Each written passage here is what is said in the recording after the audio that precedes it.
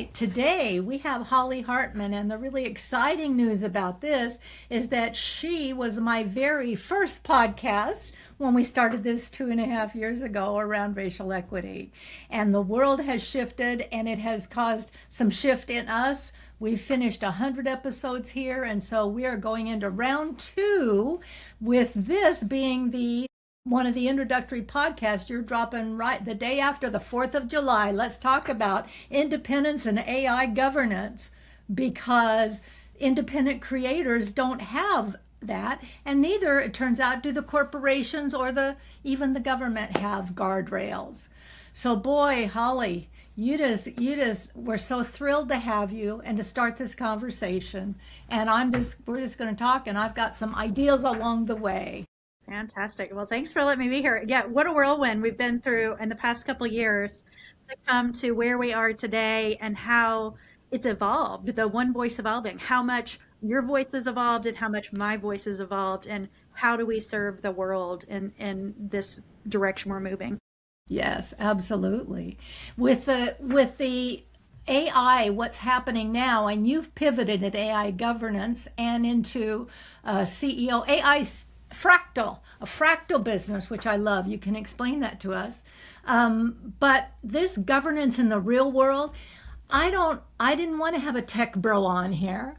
I didn't want to have that conversation. I want to have somebody who lives in the real world, who does entrepreneurship, who knows along with me how our voices have been censored and modified and homogenized. And so gets to tell the story, who makes the decisions on these AI chat things, and what happens when there are no guardrails and it steps over, and we have no recourse. Yeah. Where to begin? There's so many ways to look at it. And oftentimes when I say governance, just that word in general can spark some energy, whether governance, or I don't want you to restrict me. So if you hear the word governance, you may be hearing lots of different framings for your mind and all of that. So a way that I try to talk about AI governance is more about the policies that protect you and your business, the guardrails that we put up. A way I describe it is, I live in Kentucky, or right outside of Kentucky, and one of our favorite vacation spots is going to the Blue Ridge Parkway, which is a mountain range in North Carolina area. And as you're driving through the mountain range, they're weavy roads. And without the guardrails, you would fall over to the other side to a deep abyss, right? So having these guardrails in place allow you to enjoy the view, still have safety, and be able to move through it. Now, you'll be on that road and you'll see some people speeding through. It wouldn't matter if they had guardrails or not. And then you have some that, if those weren't in place, they would be still on the exit, on the on-ramp, trying to get on because they're like, it doesn't feel safe. So we really have all of those type of people and businesses that are running in AI. If you think of that highway as AI, those guardrails in place help us create some safety and security so you can go at the pace that you normally need to make. And right now, what I'm seeing is really this polarizing gap for people and businesses. The organizations I work with are mid-size organizations, because the bigger guys typically are seeing some of this and implementing it. But the mid-range spaces aren't typically looking at it yet and going, I know there's something I need to do. They may have set a policy in place 6 months ago and think that's enough. But the stats are showing 50% of organizations don't even have a policy in place, which means it's just the wild, wild west. And that's where we're at today, and why we need governance and guardrails is not only to protect your business, but also the people involved in the business, and the people that your customers, your clients, everybody that interacts with your business, because AI is touching your business whether you invited it in or not. And that's what we have to really look at. Yeah. And so I like to think of it with my HR brain in terms of gap analysis. And I'm curious about, where did you see the gap that made you decide you were uniquely qualified, and that it hit your heart enough to make you move? What has racism cost us? We felt it, we saw it, we talked about it, and we acted on it. What has this gap, where's the gap, and what was it costing? Well, my background is in marketing. So I was in marketing for over 20 years. And when AI first came out, like publicly, meaning when I say that, that's when ChatGPT came to the market. I was an early adopter, one, because I'm neurodivergent. And I thought, okay, this will make me more efficient. I love it. It was fantastic. I had to challenge its voice to make sure it was mine. And I was a brand strategist as well. So I was really looking at what does the voice actually say? I put it in, it's coming back differently. So I started to see that side of it, of the bias that was in it. And then also watching the marketing industry sell these fast, quick, this will solve all of your problems, the shiny egg. And then I was watching, I'm also a trauma informed leader coming from somebody that has navigated recovery, navigated trauma. So I'm coming from that lens as well, looking at how quickly these things have happened or brought on and adopted. Some adopted with safety in mind, some adopted just without any guardrails in place. And then watching the gap of social media, of people shaming people for using AI, and then those that are using it to like get ahead, and then some that are creating quick, they call vibe coding, which are like quick applications using AI, but no cybersecurity in place. No, so I'm watching all of these things happening all at once, going, where's the safety? Because the core of my being is creating psychologically safe environments for people to thrive. And all I could see everywhere is there's a plant called honeysuckle. Yes. And when I was in the backyard as a child, that was my favorite fragrance. I'd be swinging on the swing set. That's what summer's meant to me, smelling honeysuckle. I moved to a new home and I'm like, I want to plant honeysuckle in my backyard. I'm like, yes, that is exactly what I want to do. When I go to Google it, it says honeysuckle's invasive. And that if you don't create the container for it to, it will go and it will choke out native plants. It will go beyond. AI is that right now. AI is the honeysuckle. For some, it's sweet, it's childhood, like it's like it feels great. And then for some, they didn't even invite it over their fence line and it's coming over anyway. And so we really have to look at it as a way of how do we create the environment and the structure for it to exist, but not let it overtake everything. And that's where we are. But we're 3 years into this, and even the government doesn't have mandates on it. So like, holy moly, how are we going to slow the honeysuckle where we can still enjoy the sweetness without it overtaking everything? I love the way you are framing the conversation about it, because it's either it's the devil or it's the savior, and there isn't much middle ground except for grift in the middle trying to sell you on whatever your viewpoint is, and here's the evidence of it, right? And when I use AI, I've been censored because of it, or through the systems as they all start interconnecting. And I got an explicit label on one of my podcasts once because I was talking to a historian and said, Holocaust. Okay, well, that was an eye opener for me. But how do we know where the harm lies and who is going to be affected by it? Is there any predictability, or do you just have to get caught with your hand in the cookie jar to find out, that it bites? I think it comes down to, and this is what a lot of educators are concerned with, is our loss of critical thinking.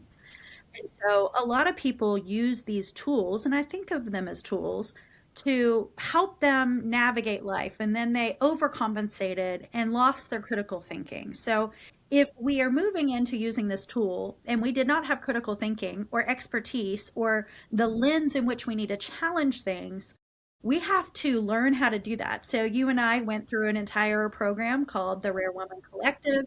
By going through that, our lens changed by seeing racial equity in a different space.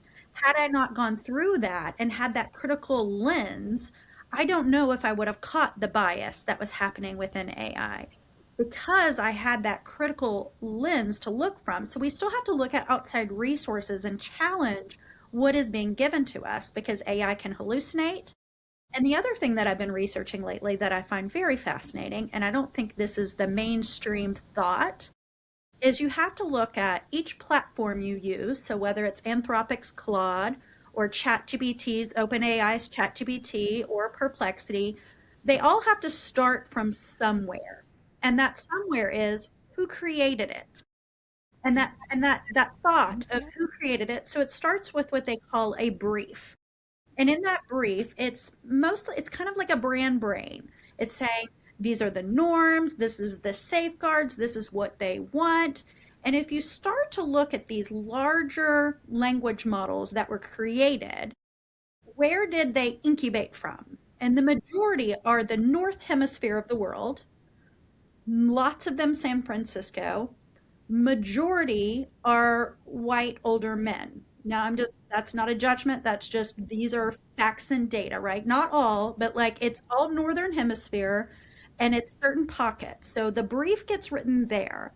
The belief from their lens is that they are creating a universal thought process.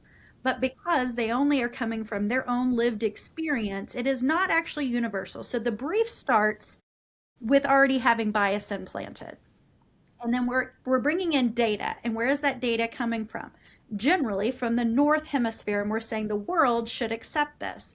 It does not consider the southern half of the hemisphere as far as indigenous populations, marginalized communities. Their voices are wildly not actually the data that is embedded in. So when we go from the brief, then it goes to a labeling center.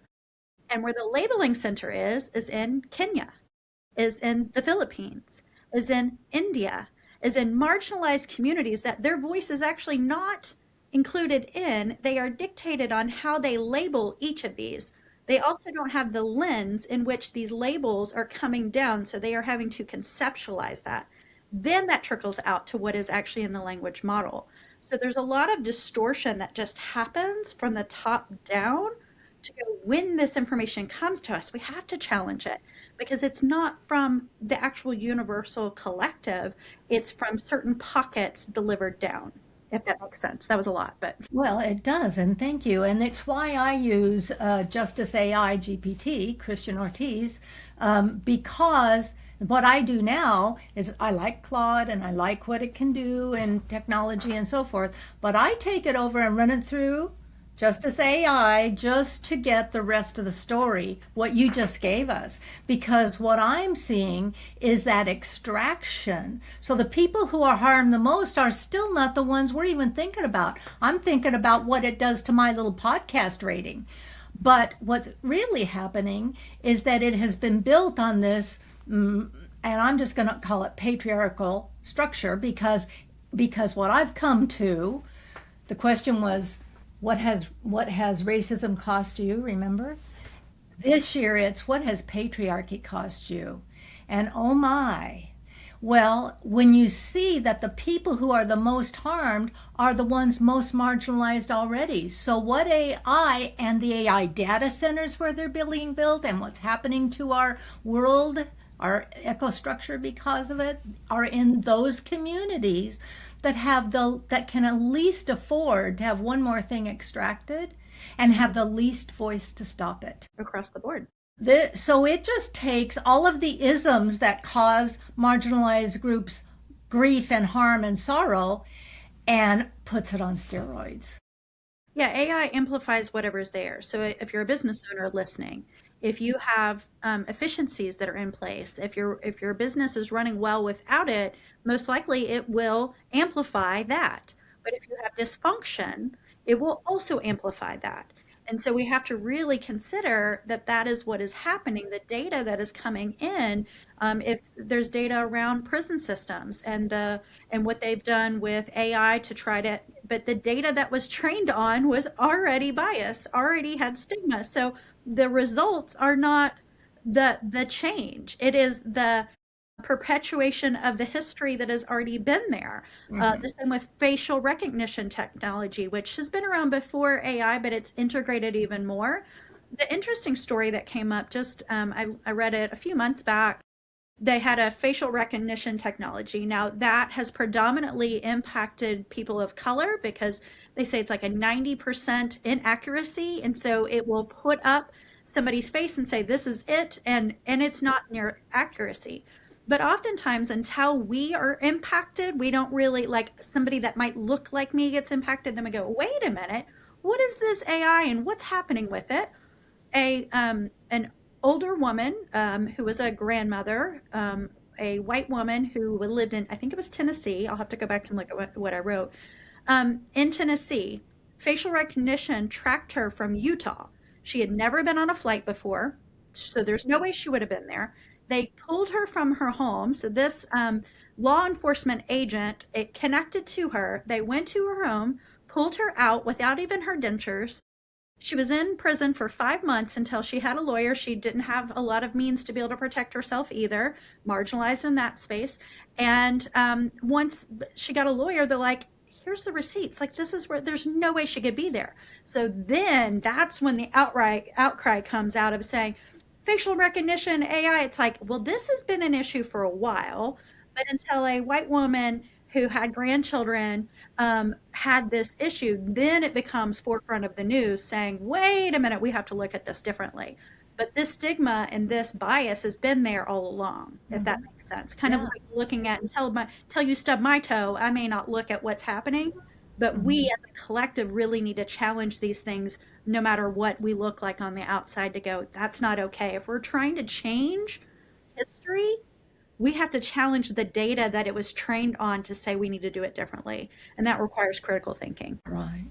Well, and in that exact example of that misallocation of identity and all that came with that, how there's what's the recourse? Because what they say then is, oh well, the system made a mistake. It's just like when I challenge my AI assistant or my bot or whatever it is, and I'm like, quit gaslighting me. Oh, you're right, my bad.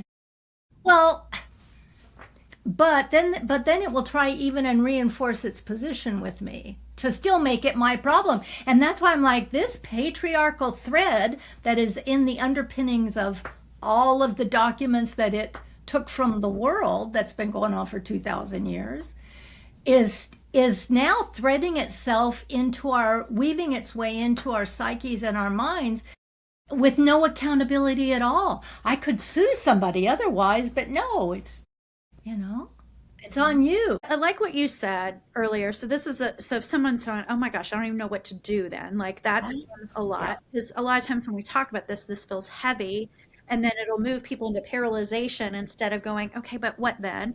Yes. So you made a good point. You have some other tools that can challenge each other. So that is often what I'll do. So well, what can I do as just me using these tools? How can I do it responsibly and ethically?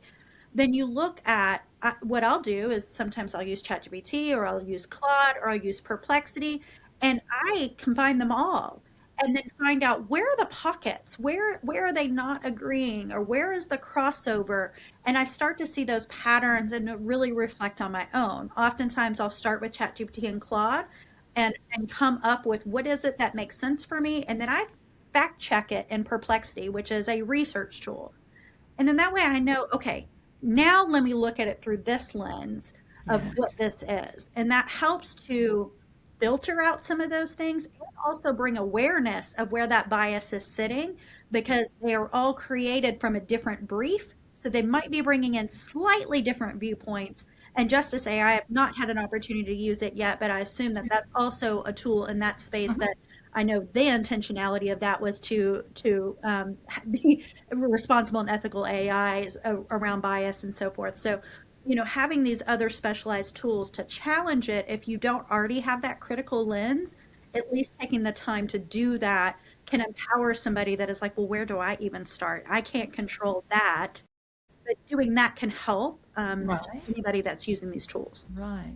And so what you're getting certified and positioning to do is to go into organizations to help them build the guardrails that do not exist. with real humans in mind. They're employees who are being surprised by layoffs or having to train AI, knowing that that's, going to likely put them out of a job, or, you know, your neurodivergence is serving you well in your ability to pivot. But not everybody can do that. Yeah. And so how, let's say you're going into an organization where we used to go in and do DEI or culture communications or whatever it is, and we're saying, okay, ethical AI for your employees means what? Well, it starts from the top down, really, when it comes to when we're talking about governance. You have to have AI literacy. Now, who I work with mostly are non-technical executives. Only 10% of executives are even technical. So oftentimes they're making decisions on things they don't even know how to make a decision on. And that's not a judgment. That's just this is happening. It changes every 2 weeks. That it's impossible to know every nuance of it. So giving grace to these executives that have been, really trying to do their job, and it's two jobs in one, navigating this. So first off, I help them organize what I call a governance committee. So that each seat at the table has a certain focus of these are the decisions I have to make. And based on that, I need to be AI literate in this space so I can make the best decision around it. So we'll take the HR seat.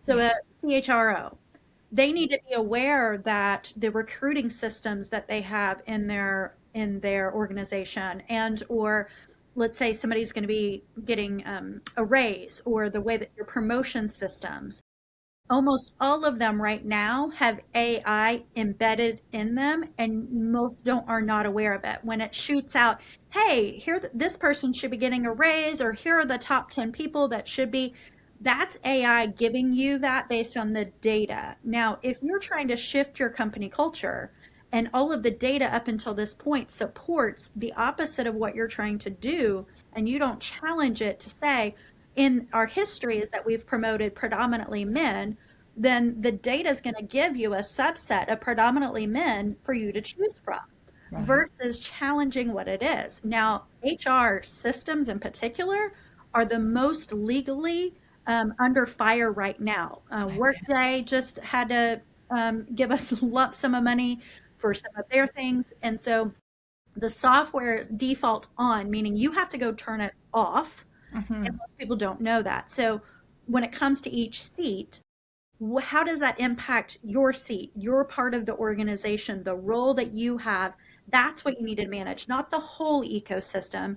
If we have enough seats at the table that go, this is the part that I need to own, I need to understand it, I need to make best decisions based on what our goals are as a company and what we're trying to do. And then like the CFO or the CDO, those people that are in the procurement and the financial side, the AI marketing will come in and say, we'll save you all of this so you can have autonomous agents and you won't have to all these employees. Well, what's coming out in the data now is, let's say an employee is about $100,000 a year employee. 90% of AI implementations are failing right now, and that's because they've not done a good job at AI change management, training their employees, navigating what the system actually, they're buying tools that don't connect with the problem they're trying to solve. They don't have strategies in place. And what happens with a lot of these AI tools is they have to use tokens, is what it's called. They've done a really good job at the open AI sources like Claude and ChatGPT. The average user is paying monthly, and they don't know that they have tokens that are attached to all the activities. They don't think of it that way. But when it comes to large businesses, I was talking with another organization that works with somebody that works with Claude. They pay $7 million a year to use Claude. So what they're finding as an employee that was $100,000 a year, by the time they go through the whole cycle of implementing the AI agent, the failure, the loss of customers because it didn't deliver what it needs to go back and hire those people, it's now a $300,000 to $500,000 loss per employee in that cycle. 53% of organizations that have done those massive layoffs have been hiring back because they realized they did it wrong.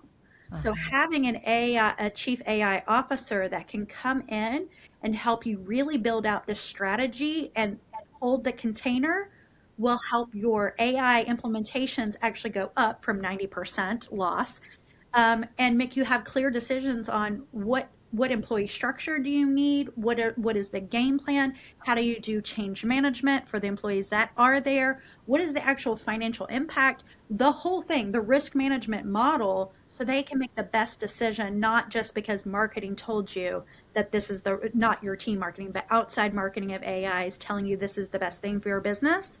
Oftentimes we're finding it's not. Is it a good tool? Yes, but you need to have better strategies in place. And that's what I do, is really help them look at the whole thing holistically. Do you have any idea what the impact and what the gaps are in using this in education? There's a lot of studies around that. I don't work in the education sector currently, but I will say I work in a cohort. I'm in a cohort around in Louisville right now that we're looking at tech-driven, human-centered cities. And we have a lot of people that are part of the education system locally to here. What they're using here in this area is Google, and Google Suite is what they're using because they had Google Classroom. They're first teaching the teachers how to use it responsibly and ethically, and then they're going to be rolling it out to the student population. But there's a gap in the sense that we have to look at if AI is a part of our future and we're not educating students on how to use it, then there's going to be a gap, a skills gap, because it's a skill build. As you know, you've been using AI for quite some time. Where you were a year ago when you started using it, to where you are now, we have to build these skills. So we have to be cognizant of the future workforce of, are we training it, but are we also challenging critical thinking? So the few things that are coming out in the studies are showing that, one, we have to teach the skills, but also the soft skills that we didn't think had value are now becoming even more valuable, because we need critical thinking, we need emotional intelligence, we need those soft skills to challenge the AI. The AI helps us with all these repetitive tasks. But we need the human, not even human in the loop. We hear that phrase that happens a lot in AI. Some people say human on the loop, which means that you are but I like human at the helm, meaning you are the one guiding the ship. Right. There has to be a where the buck stops. Right. You have to have authority to what is going out and what you're bringing in. And so it's really human at the helm. You can't just let it go and just assume that it's going to do exactly what we need to do. So we have to guide it. And all those are skills that we have to build. So education may need to switch to training more of the soft skills, more of the critical thinking, and also allow for skill building to happen. But many of the schools around here, I've talked to youth. I've mentored at it was a marginalized community, typically in Louisville, Kentucky, and it was all youth that were getting empowered, called Pass the Baton, where they were empowered to use their voice. I did the mentorship at the AI table, and these kids, there was no hello, my name is. It was, why are the data centers in our backyard?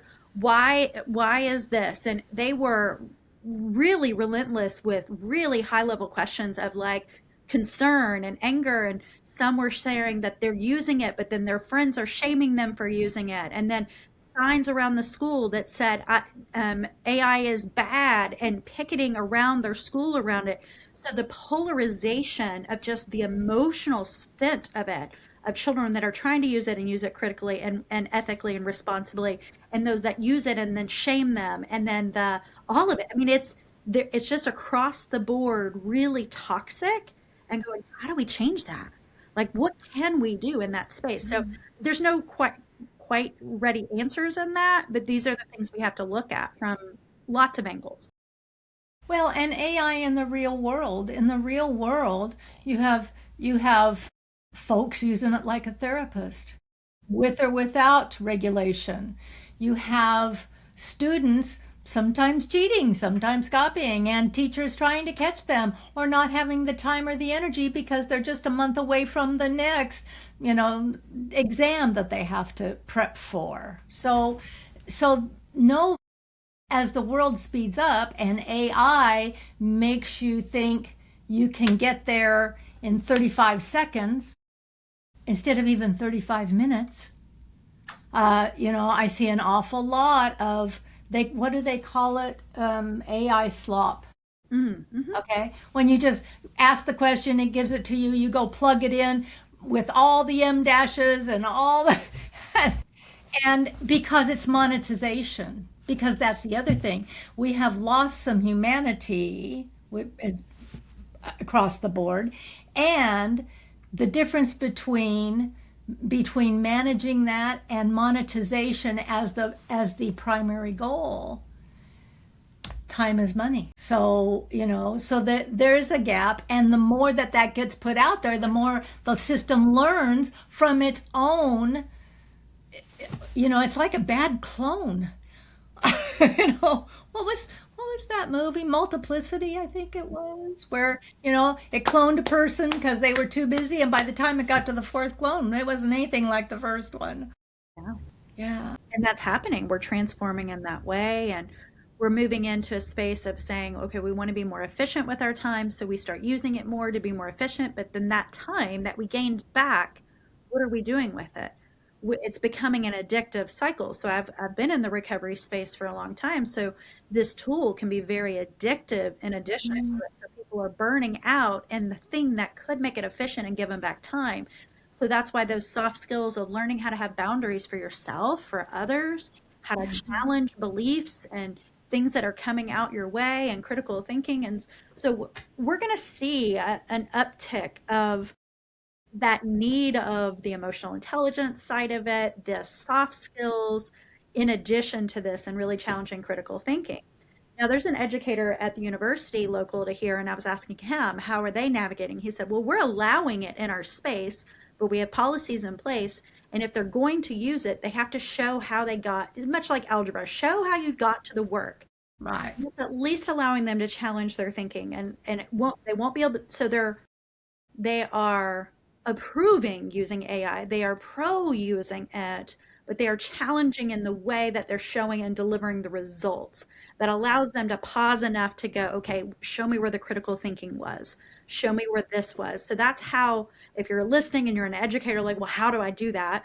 That's a way that you can start to implement, yes, use AI instead of this barrier of the have and have nots, because that's going to create an even greater divide. Right. And a lot of women are pushing back and saying, I don't want to be a part of this, but then it will become a monolith of thinking. And I actually challenge somebody. A lot of times I tell people, turn your data off, meaning on your like Claude or OpenAI, your ChatGPT, your note takers, it will automatically have the data turned on unless you go turn it off. And so part of me almost thought, well, what if it's not like critical data that you're allowing out there, it's just your conversation you're using as just average human being. What if women or marginalized communities didn't turn the data off? Would that offset and start to amplify the voice even more? But as I started to look at those briefs and started to really understand the structure and challenge that, I'm not so sure, right? Like, it doesn't mean that they're going to use the data for the benefit to change it. It can be used for other things. But there's no like offset. Like if you think, okay, I'm going to pour enough water in this to where it'll overflow, and we're bringing that data in. So far, I haven't seen that that's the result. And I'm like, man, because otherwise it'd be like, women, marginalized communities, pour your voice in, let it be heard, so then we can like crowd out the other language. But I'm not so sure that's the way. So like Christian Ortiz creating Justice AI. So he's creating his own language model to offset that. So that's a way that we can take action, is to create something off of those monolithic thinking ones and into more critical thinking ones. That's one way you could do it. So these are just things we have to think about that we don't normally think about when we just go into, hey, tell me about my shopping list, right? Right.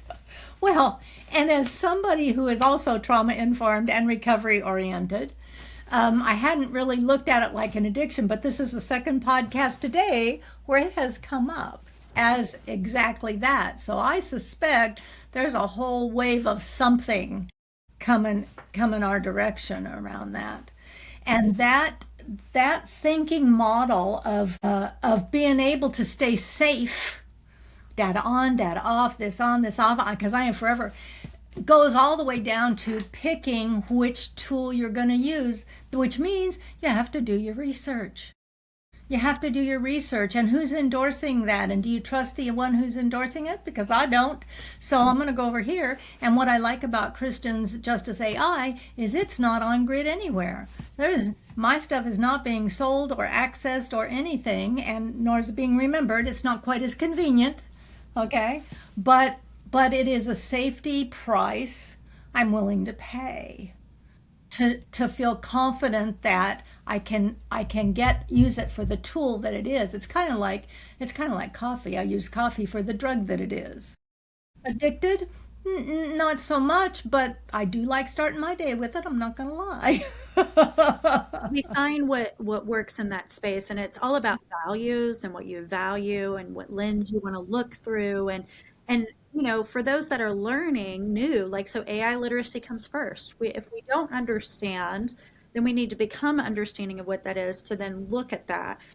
One of the frameworks that I teach, I do a lot in AI education, and one of the frameworks we talk about the highway at the beginning and the guardrails, and whenever you take a trip, you might get, like, make sure you have your AAA activated. So I use this as an analogy to go along with this, is your AAA framework of, okay, if somebody's new to using AI, or they're trying to think, okay, I've been using it, but I don't know if I'm doing it ethically, responsibly, or effectively for what my uses are.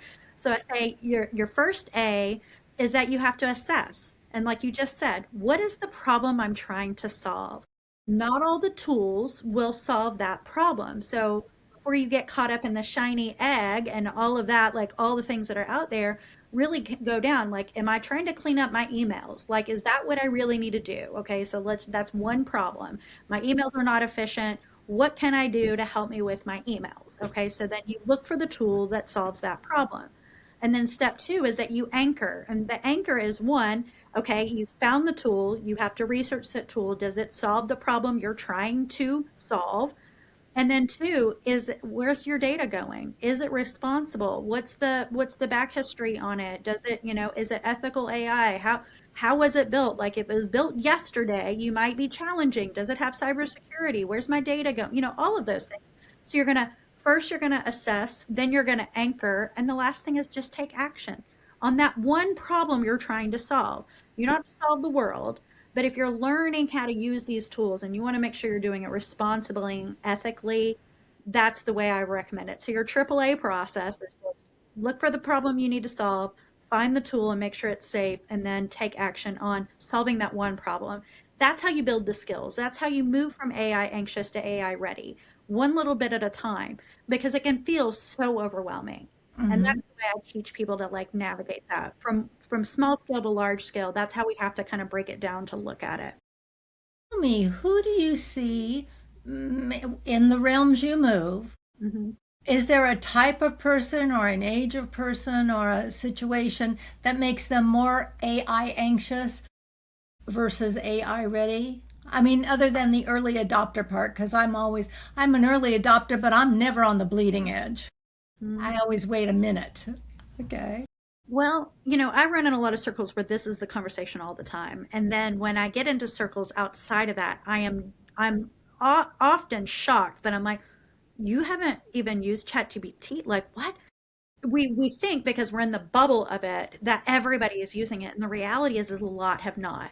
Um, some of the gaps that I'm seeing is a lot around young adults, because there's a lot of fear around it's going to take our jobs, and, like, oh my gosh, Okay. especially those that graduated during the COVID timeframe and they didn't get to graduate in the way that they thought that they would, or the education side. And then they go into college and they're coming out of college learning something to say, oh, by the way, the thing you just learned may be obsolete.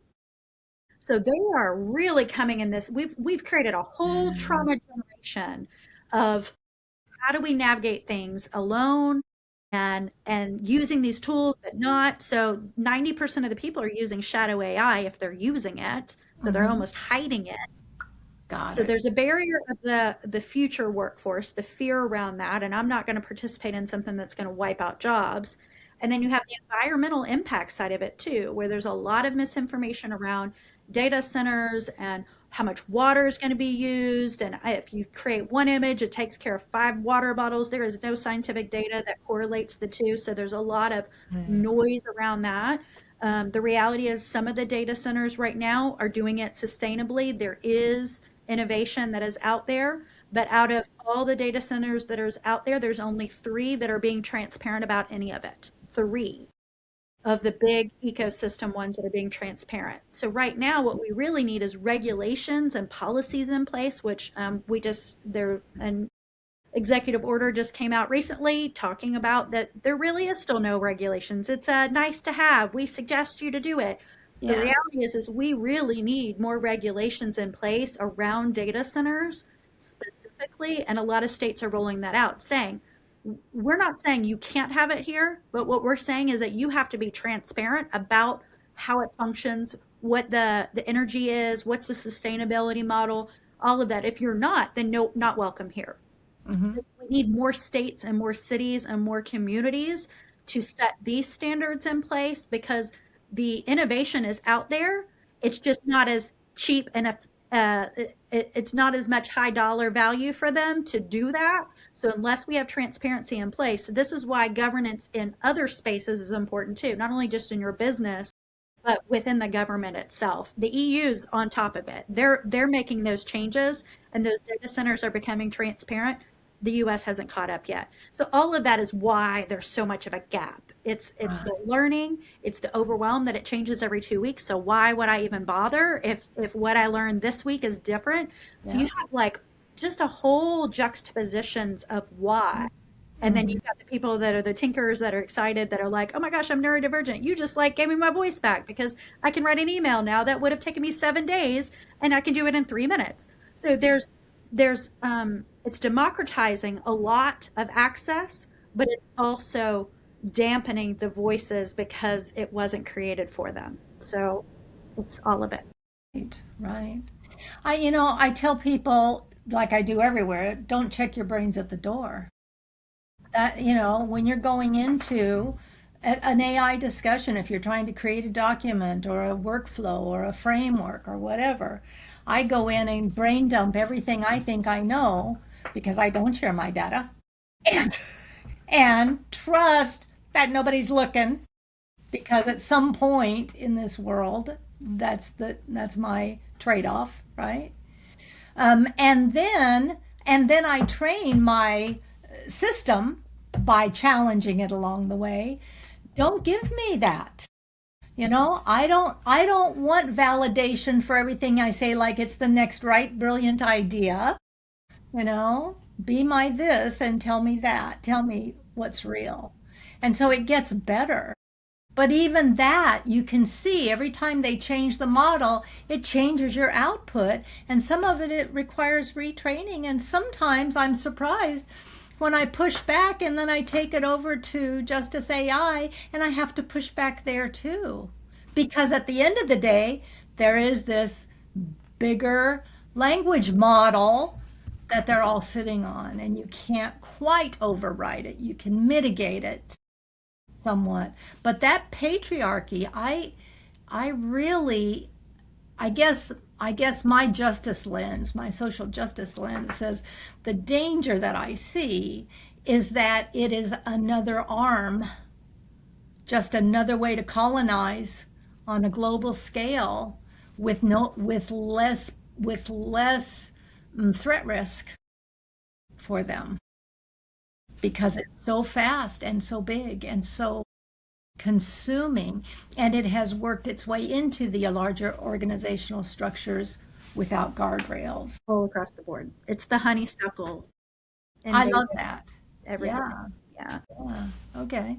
So you're there to keep it sweet. That's right. Sweet spot, right? And to provide hope. And so what do entrepreneurial women of a certain age in this world, what can they do to stay competitive with all of the voices that are coming through in there? When AI scraped one of my videos, one of my training videos, and put it out there, that was the first time that ever happened. And when that happened, then people were able to say, well, what would Kim Brasser say?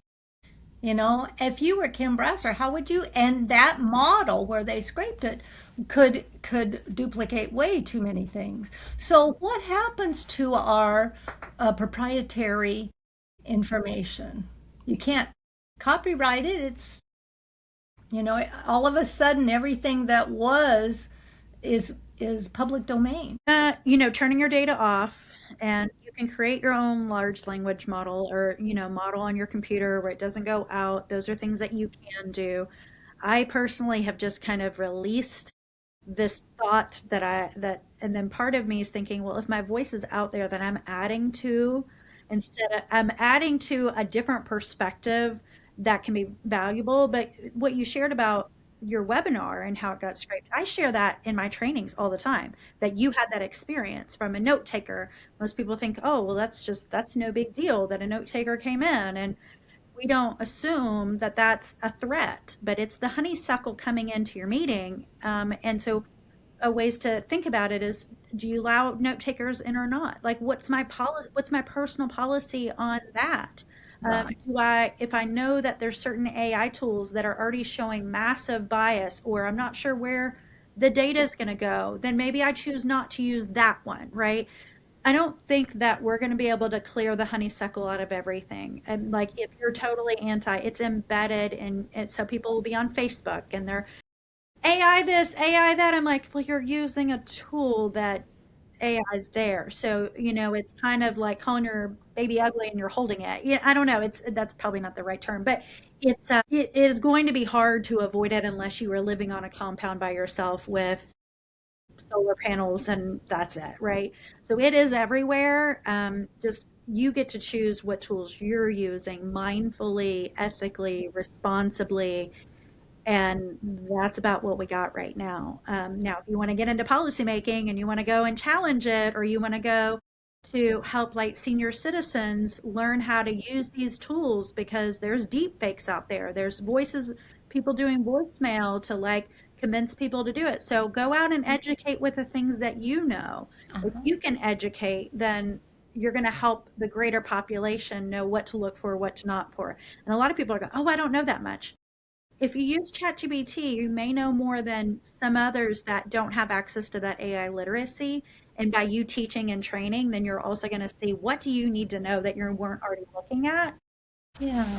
Well, and part of what I think might help calm the waters just a little, and I don't want anybody put their head in the sand, but one of the things that might help is understanding that actually you've been using AI for more than 20 years, probably more than 40 years, because if you think about the original ATM machine that my mother wouldn't use because she didn't trust those, she only wanted to write her checks.